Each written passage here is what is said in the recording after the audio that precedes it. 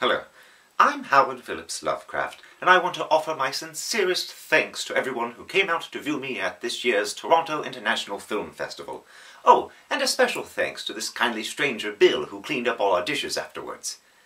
I don't know why we had dishes.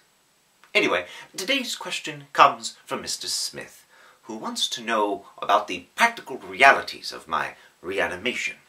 For those who are unaware, I died many years ago, and for a long time was blissfully disengaged from this mortal coil.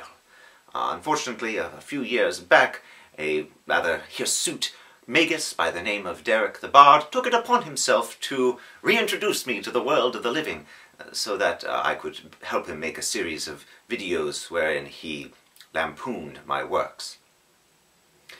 Now, the way he went about this was largely my fault. You see, he was inspired by my story of Herbert West, and therefore used the practices mentioned therein to bring me back to life.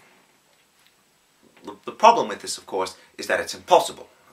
My stories are fiction. You could no more learn about reanimating corpses from them than you could learn about how to build a time machine from H.G. Wells, or how to have a meaningful relationship from Jane Austen.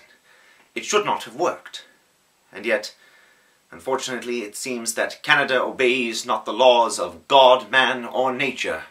And so instead of Mr. the Bard winding up with a rather obscene mess on his hand and a few years in a correctional facility, instead, here I am. Now, Mr. Smith follows this up by wanting to know whether or not I'm required to consume anything noxious in order to maintain my living status.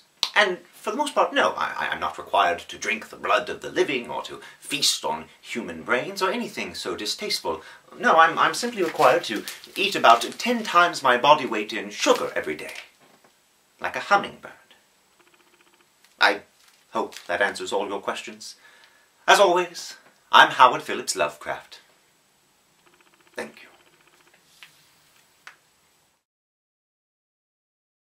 I've got a similar situation, only it's with gin.